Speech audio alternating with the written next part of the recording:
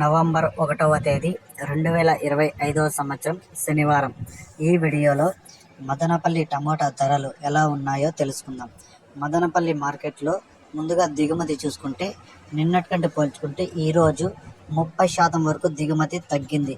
ఇక ధరలు చూసుకుంటే ఇక్కడ క్వాలిటీలు అయితే తక్కువగానే ఉన్నాయి.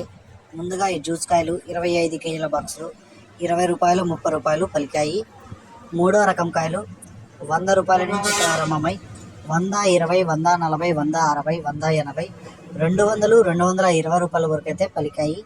రెండో రకం కాయలు 250 రూపాయల నుంచి ప్రారంభమై 270, 300, 330, 350 రూపాయల వరకు పలికాయి. ఇక ఒకటో రకం కాయలు అక్కడక్కడ మాత్రమే 400 నుంచి 500 వరకు అయితే పలికాయి.